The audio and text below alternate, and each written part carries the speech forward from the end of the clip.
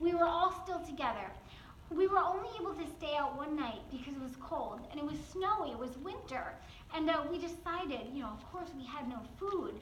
So we decided one day to try to sneak into town at dawn and try to find a friendly farmer that my dad knew. So on the way in, again, we were caught by the Germans, and we were going to go past a guardhouse or something like that. When they caught us, the Germans caught us and they stopped us. And they said, "Where are you going?" Not knowing if we were Jewish or not. And my father told him that we were just going to pick some berries and we had just gotten lost and we were coming home.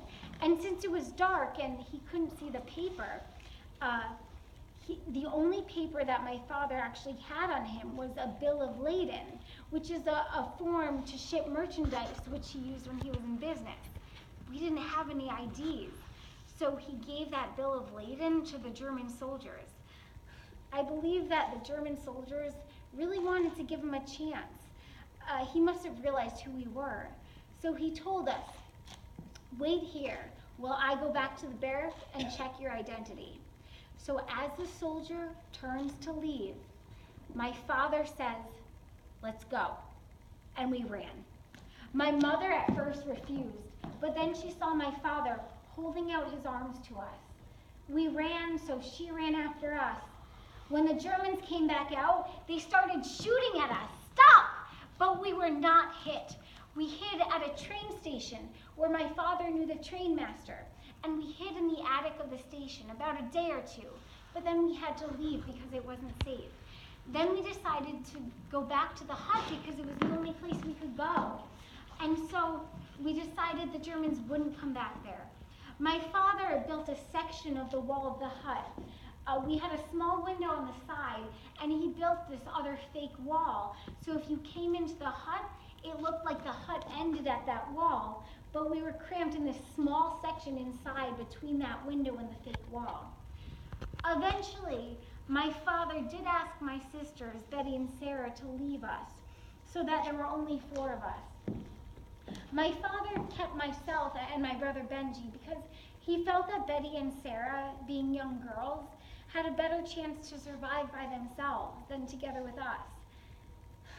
How my father was able to just tell my sister Betty and Sarah to part from us and go on their own, I can't imagine how difficult that was, and to convince my mother that. But he did it for their own good.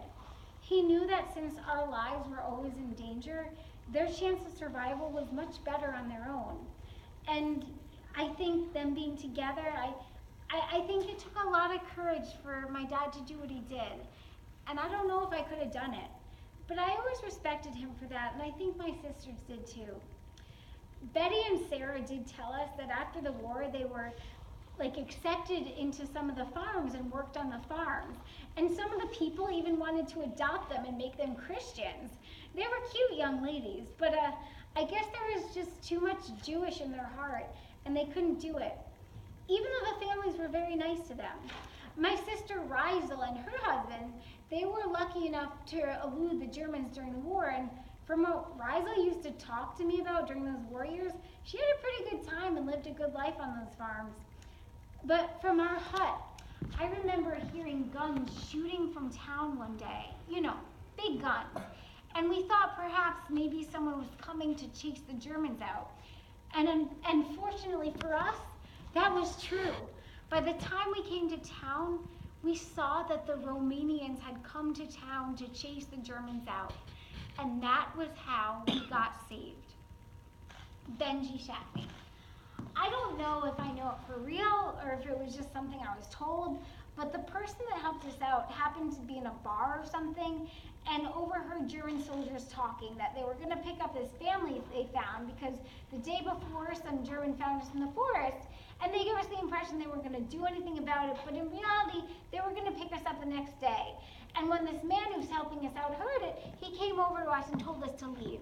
And this was close to the end of the war, and so as soon as we heard, we started packing in the direction of the forest. And did Morris tell you the story that the soldier asked us for papers and we didn't have papers, and father gave us something, and the guy went inside to see what it was, and we traveled by night, and then my father, he said, run, and he took me and Morris by the hand, and we all ran away. So I guess when the guy came out, I guess we were gone. And as far as they know, nobody came after us, and we were hiding in an attic, and the Russians liberated us. Did Morris tell you that story? Marilyn, Grandma did tell me that she came to America on a ship. She was always afraid of the water. I'm hoping that Morris or someone like that who's on the ship can remember why. I mean, I think it was hard on the ship. I know a lot of people died and had diseases, but see if they remember anything. Write to Uncle Morris. I have a distinct memory of Grandma being dreadfully afraid of water, like the ocean. She would barely get her feet wet, and she wouldn't go on a boat. The only thing she would say was it had something to do with coming over to America after the war, something about the boat she was on. I wonder if Morris knows anything about this. Wait, Mom, people died on the ship? Of course, because they packed them in like cows, and people had all different kinds of diseases and stuff from concentration camps and stuff like that. You know, not like an illegal ship, but she was always terrified of the water. Wait, Mom, so why do we have so many pictures of Grandma in her bathing suit? Because she wasn't afraid of the pool, she was afraid of the ocean. An ocean has no end. A pool has 4 corners, so it protects you. She was always worried about feeling unsafe. You know, she didn't like being to the city alone, things like that. Well, didn't she take you to the department stores? Yeah, but that was shopping. I mean, who knows what happens on the ship?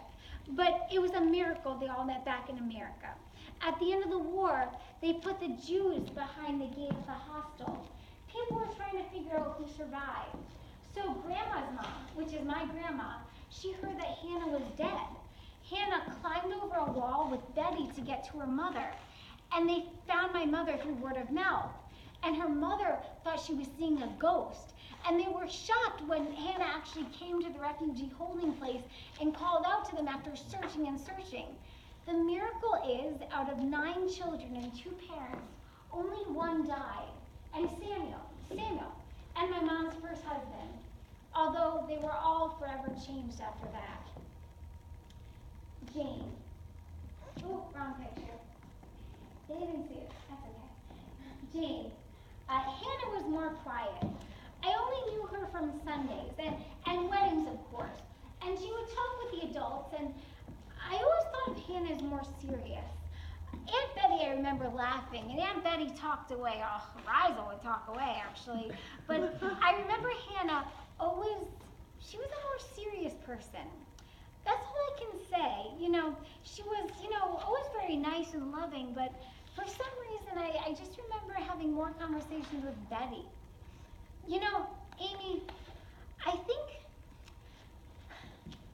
probably to some degree, I think they all did some things that they weren't proud of to stay alive. And they did things that they would never ever admit to. Anyone, who knows what they did sexually or things that not necessarily like they would ever do in real life, like that they would ever dream of doing, but they had to do in order to stay alive. It was kind of an unstated rule that when you're with Holocaust survivors, you just don't go there. And nobody comes out and says it, but it's true for all of us that are first generation. You grew up and you know that you just don't go there. Benji, I was going to call you, and I went down to my office right here, and I remembered having some kind of card when we came to the US, and I have to put it under a magnifier because my vision is very bad, but I might be able to tell you the ship we came on. I think it will take a few seconds. I am vision impaired, and I have a magnifying machine, not just a magnifying glass, but a magnifying machine. And I can put the paper under here. Let's see, it has my name on it. SS, what's the ship name? SS Marine Marlin. Marine Marlin? I don't know. Part of the thing is that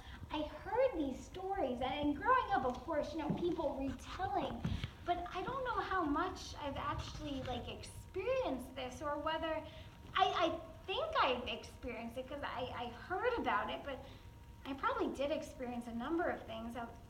Oh, it's an embankment card. So this is the card when we came to America. I'll send you a copy. Now, let's see. Oh yeah, Uncle Morris. We never thought of the fact that we wouldn't see Hannah again. I just don't think we thought about it that way. Every day was a survival day, and we lived for that day. Thank God we all joined up after the war. It's funny that you mentioned that I never did manage to ask Hannah what it was like being liberated from the camps. I've often felt that the pain from all this, the war years that she went through, is the worst possible thing that a woman could go through.